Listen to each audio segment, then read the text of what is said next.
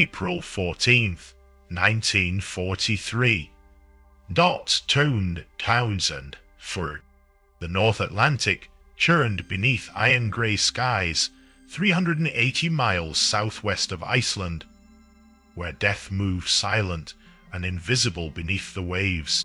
Inside HMS Starling's operations room, the sonar operator's hands trembled against his equipment. His voice cracked at tension like breaking glass. Contact, bearing 270, range 1200 yards, multiple signatures.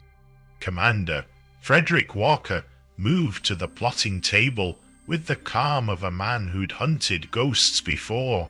His eyes traced the markings, his crew etched onto the chart, 3 distinct underwater contacts, moving with purpose, with coordination.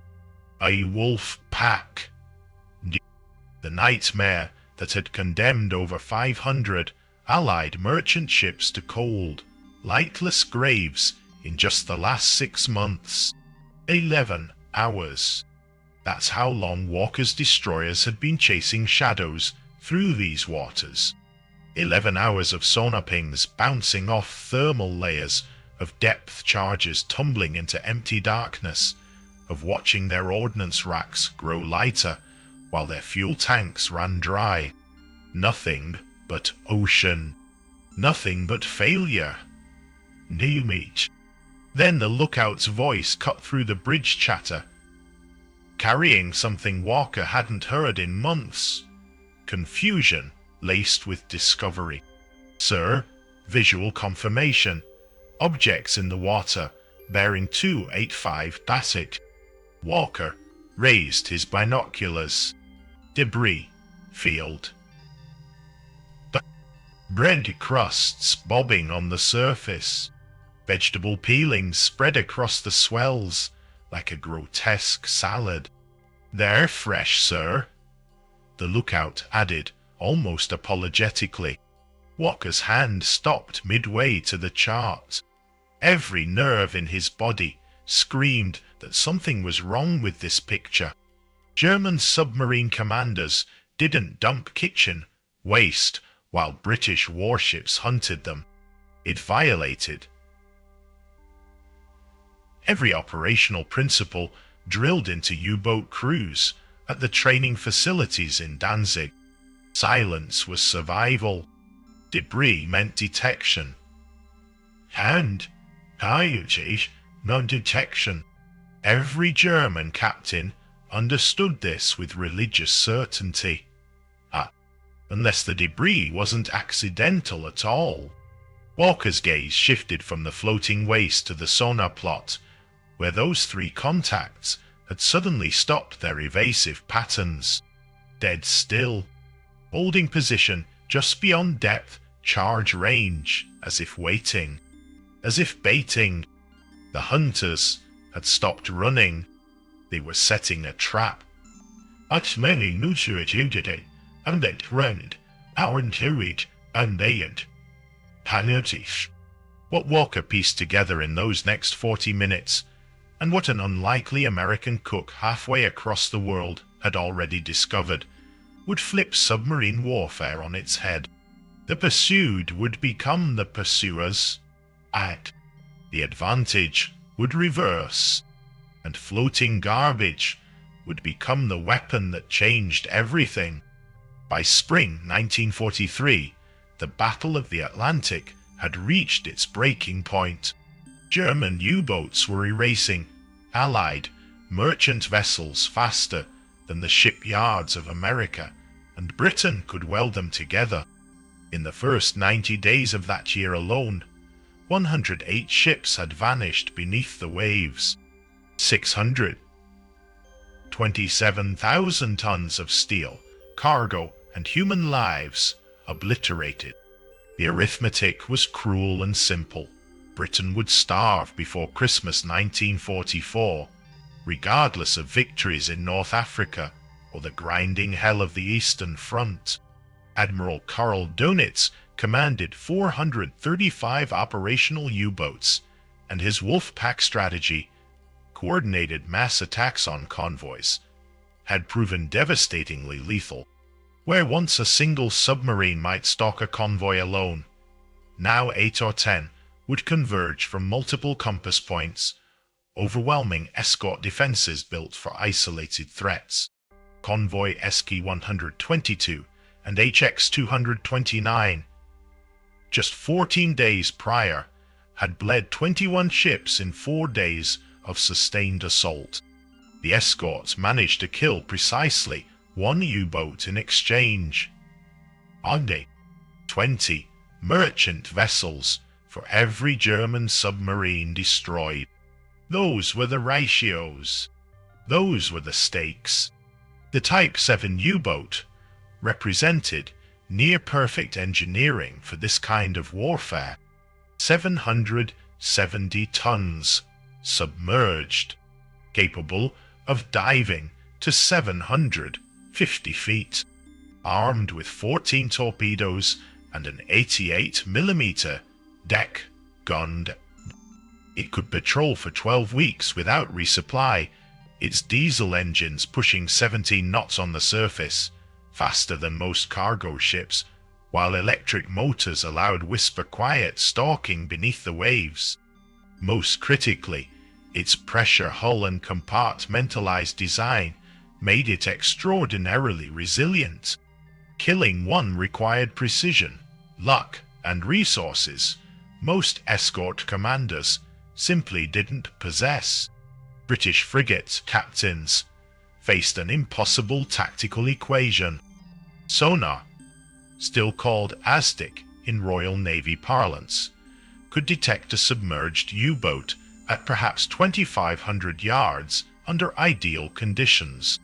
But depth charges required dropping ordnance directly overhead, and German submarines could dive below effective kill depth while executing violent evasion maneuvers at 7 knots underwater. The attacking frigate would lose sonar contact the instant it passed above the target at 15 knots, creating a blind zone where the submarine could turn perpendicular and simply vanish. Commander Donald McIntyre, who'd shepherded convoys since 1941, captured the frustration in his after-action reports with brutal honesty. We could find them. We could chase them. But actually killing them demanded either extraordinary fortune or forcing them to surface where our guns could reach. 9 times out of 10, the odds favored the submarine. The frustration cut deeper than tactics. It carved into the soul. Escort crews watched torpedoes rip into tankers, saw men immolated in burning oil slicks, pulled survivors from water so cold it killed in minutes, and then spent hours dropping explosives on sonar echoes that dissolved into nothing. The U-boats would dive deep, run silent, and wait for the British ships to exhaust their ammunition and depart. Patience was their deadliest weapon. British intelligence desperately needed patterns, predictability, anything to tilt the odds. The Admiralty's Anti-Submarine Warfare Division dissected every engagement, hunting for cracks in German tactics.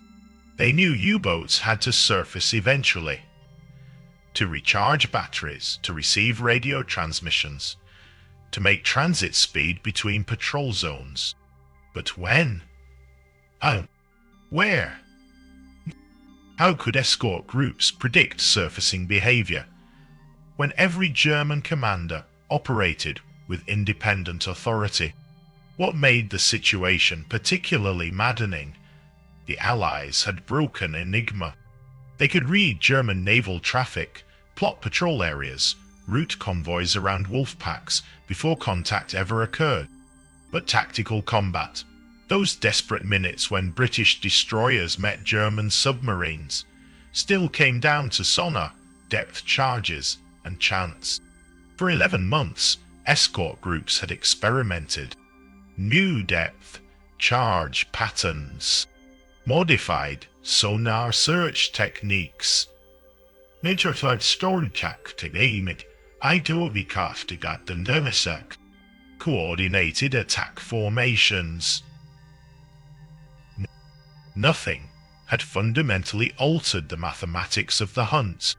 Then came a variable nobody anticipated. Not from the Admiralty's tactical schools.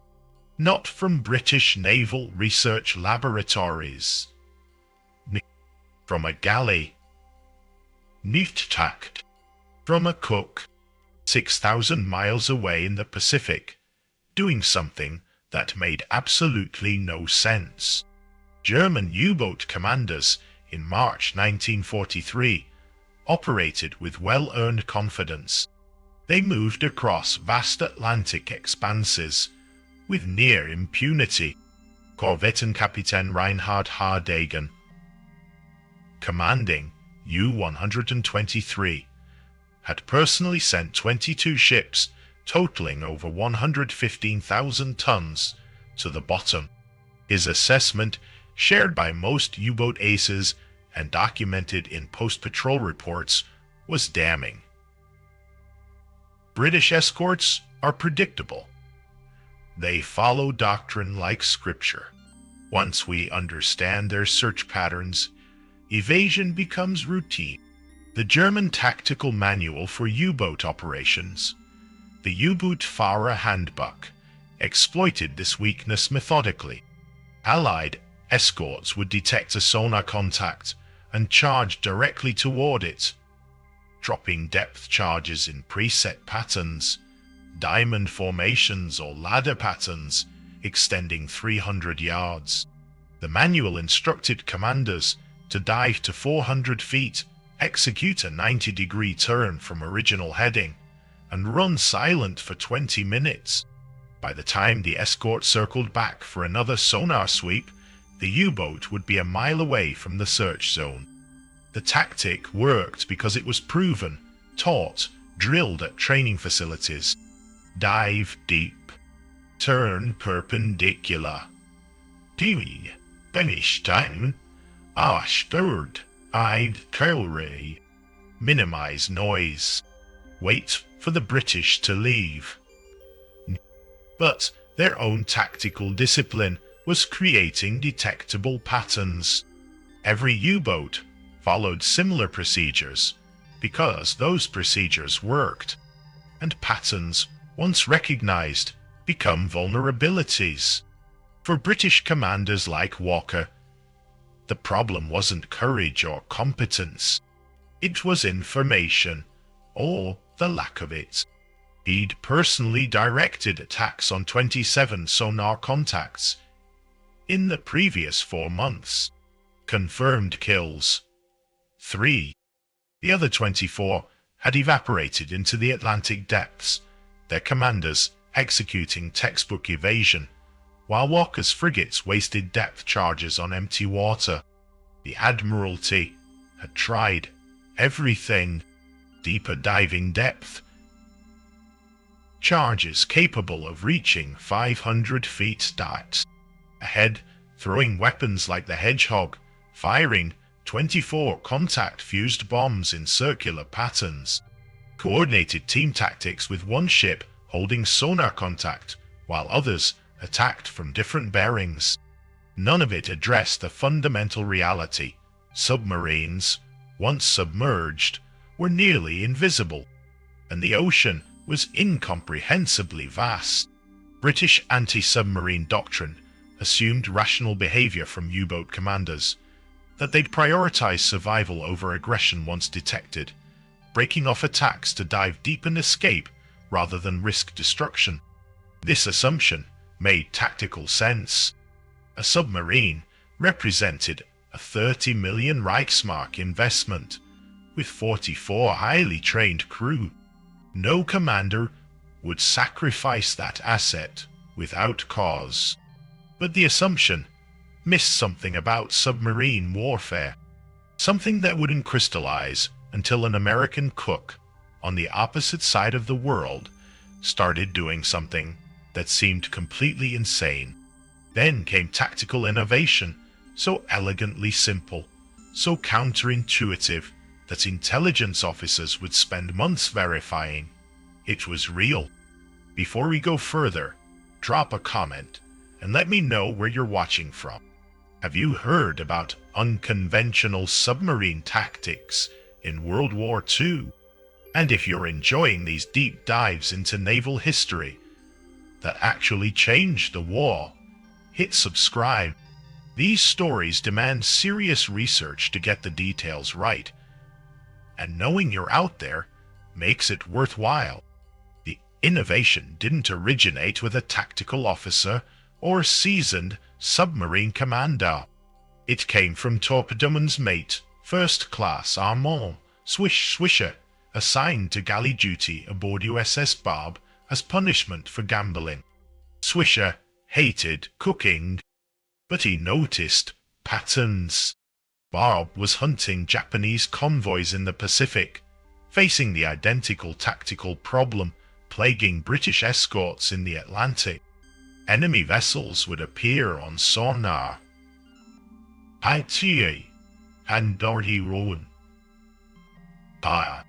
The submarine would maneuver into attack position, and by the time Captain Eugene Flucky gave the order to fire, targets had altered course, tracking Barb's position somehow, even when the submarine ran silent at periscope depth. Swisher noticed something the officers overlooked.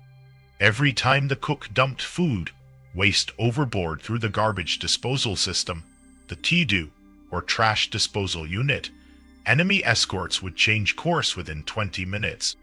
Not toward Barb, away from the submarine's last position, as if reading the debris field and calculating where the submarine would move next. He brought it to Flucky on March 9th, 1943.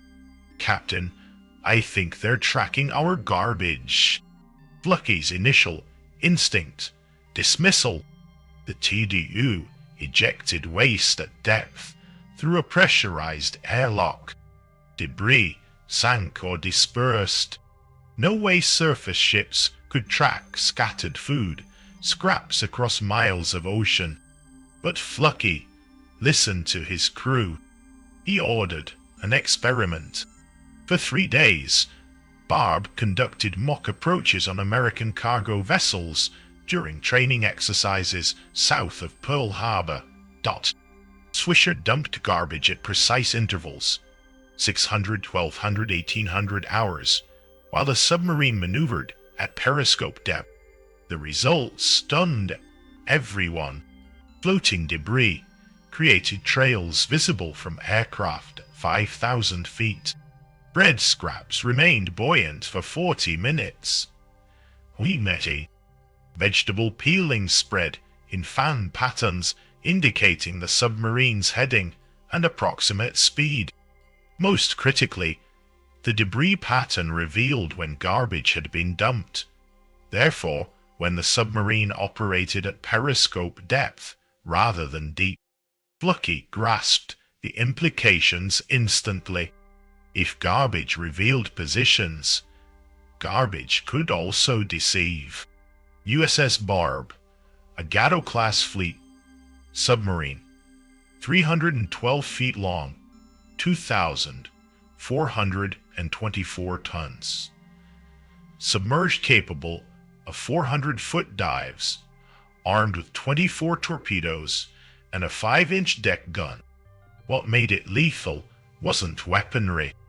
It was Flucky's willingness to test unconventional tactics. March 19th, 1943, Barb encountered a 4-ship Japanese convoy 200 miles east of Formosa, escorted by 2 Matsu-class destroyers. Standard doctrine: submerged approach, fire torpedoes spread from 1,500 yards, dive deep to evade counterattack. The destroyers would execute systematic search patterns around the attack point. Flucky ordered something different. 530 hours.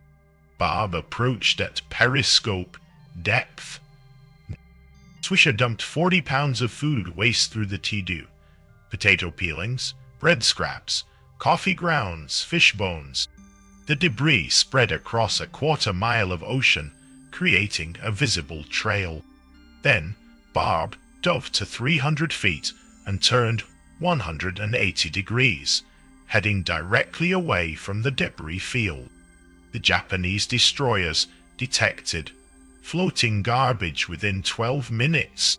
Their lookouts reported immediately. Both escorts turned toward the debris field, exactly as doctrine dictated, assuming Barb was running submerged on a heading extending from the garbage trail. They began aggressive depth charging, dropping type 95 charges set to detonate at 200-300 feet. Barb was 3 miles away, running perpendicular to the expected position. At 612 hours, with both Japanese destroyers focused on pummeling empty ocean, Flucky brought Barb to periscope depth, positioning the submarine 800 yards off the convoy's port beam. The merchant ships had continued course, assuming escorts were handling the submarine threat. Flucky fired 6 torpedoes in spread pattern, 2 at the lead freighter, 2 at the tanker, 2 at the third cargo vessel. Mark 14. Torpedoes ran at 46 knots, covering distance in 38 seconds. 4 torpedoes hit the lead freighter, a 7,000-ton cargo vessel named Kongo Maru, broke in half and sank in 4 minutes. The tanker, Kiyo Maru, erupted in flames as aviation fuel ignited. The third ship took a torpedo in the engine room and went dead in the water. The Japanese destroyers realized their mistake immediately, abandoned depth charging, and raced back toward the convoy. But Barb had already dove to 350 feet, running east at 7 knots. Swisher dumped another load of garbage, this time in the opposite direction from Barb's actual heading. The destroyers found the debris, attacked that position. Walking, Barb escaped without a single close depth charge. Captain Flucky filed a detailed after-action report describing the tactic, calling it false trail, debris deployment. US Navy Submarine Force Intelligence reviewed it, recognized potential, and forwarded copies to Allied naval commands. The British Admiralty received it April 2nd, 1943. Commander Walker read it 4 days later. Message. He was skeptical. Too simple. Too obvious. But he'd been wrong before, and the Battle of the Atlantic was being lost. He ordered his frigates to carry bags of food waste, bread, vegetables, anything buoyant, stored in galleys for tactical deployment.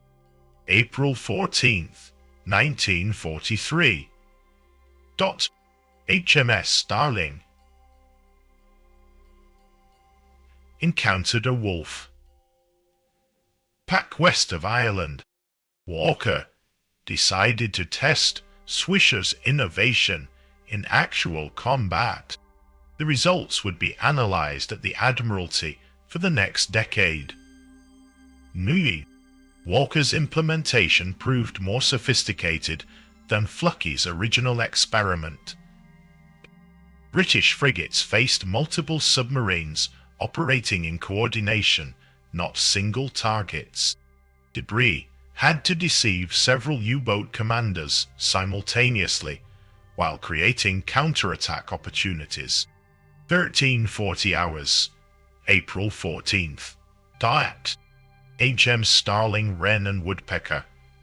Walker's escort group held sonar contact on 3 U-boats positioned in patrol line, attempting to ambush convoy HX-234 approaching from the west with 42 merchant ships. Standard tactics: attack each contact sequentially while the convoy altered course to avoid the wolf pack. Walker ordered something different. Starling approached the northernmost contact, later identified as U-191, at 15 knots while crewmen dumped 60 pounds of bread scraps, potato peelings, and vegetable waste off the port side.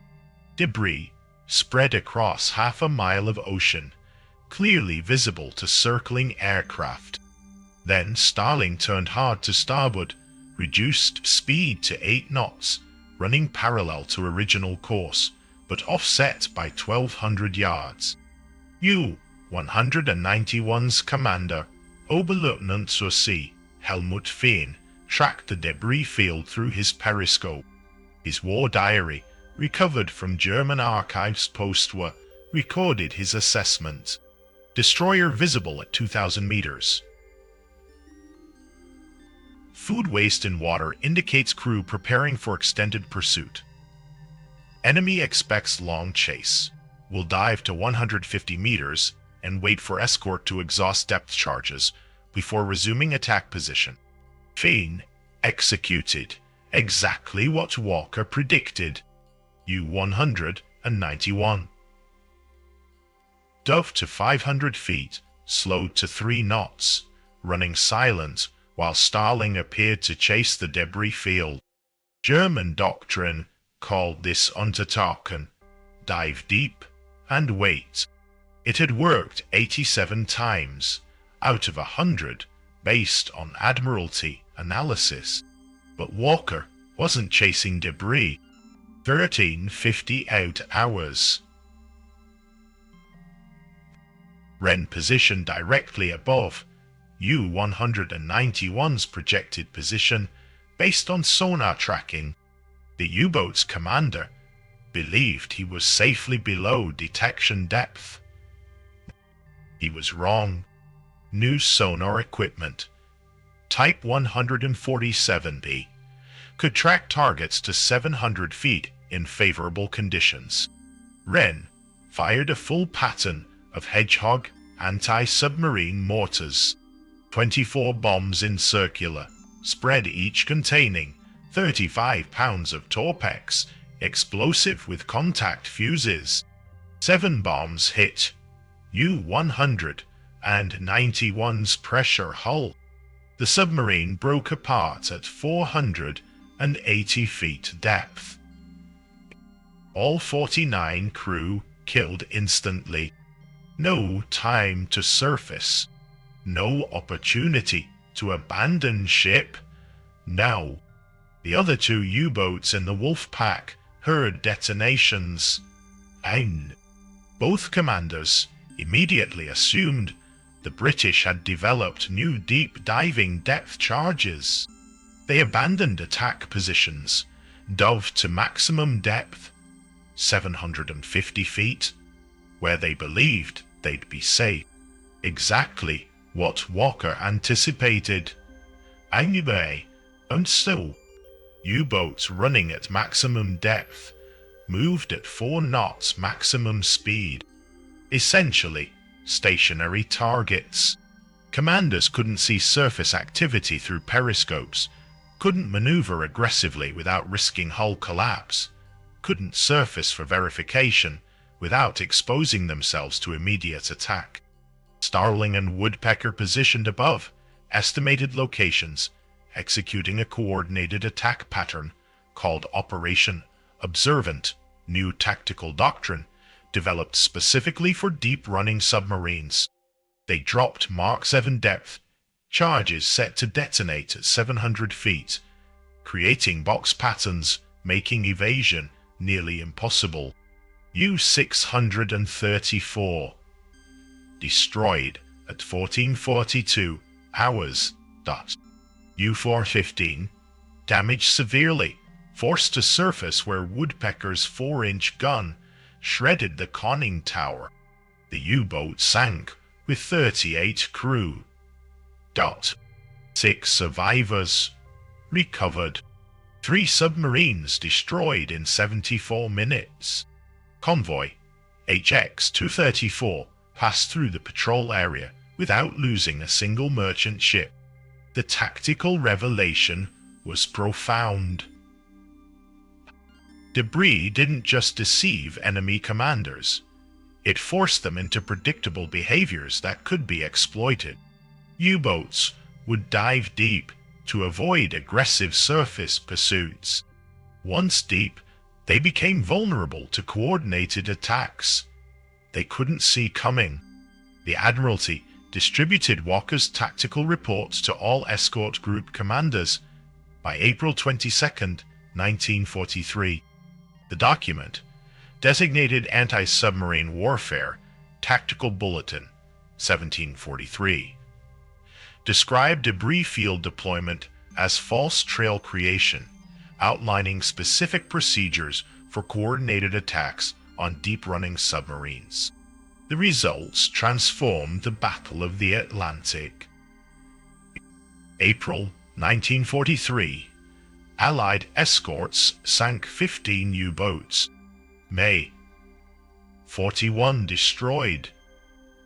New highest monthly total of the war.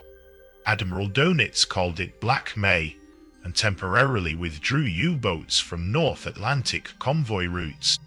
The kill ratio reversed. For every Allied merchant ship sunk, 3 U-boats were destroyed. Armand Swisher never received formal recognition. He was a torpedoman assigned to galley duty, not a tactical officer. But Captain Flucky ensured Swisher's contribution appeared in official reports. Post-war, Flucky wrote that the most significant tactical innovation aboard Barb came from an enlisted man who was supposed to be frying eggs, not revolutionizing naval warfare. Commander Walker's career ended tragically. July 9, 1944, while commanding HMS Starling during anti-submarine operations west of Ireland, Walker collapsed from cerebral thrombosis, brought on by exhaustion. 34 consecutive months at sea, directing escort operations without extended leave. He died that evening. Age 48. Don't know. The Royal Navy buried him at sea with full honors. His tactics had saved an estimated 300 merchant ships and 10,000 Allied sailors. False trail tactics extended beyond World War II. Modern submarine warfare doctrine incorporates deception as fundamental element.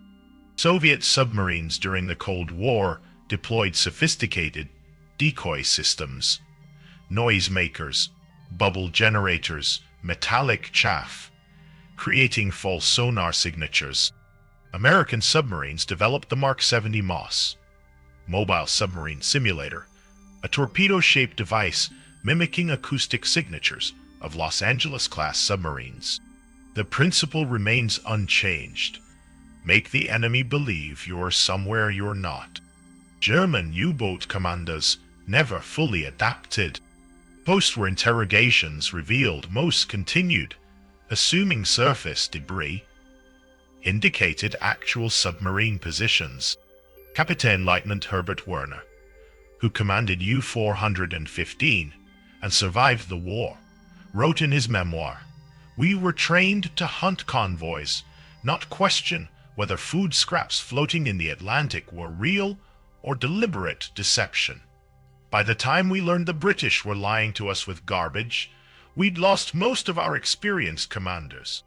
Naval historians calculate false trail tactics, combined with improved sonar, long-range aircraft, and Enigma decryption, accounted for approximately 180 U-boat kills between April 1943 and war's end. Admiral Dönitz lost 630 submarines total during the war. 28.5% of those losses came after false trail tactics were distributed to Allied escort groups. The story teaches a critical lesson about military innovation. The most effective tactical developments often emerge from enlisted personnel, observing patterns officers mistake. Swisher wasn't trained in anti-submarine warfare doctrine.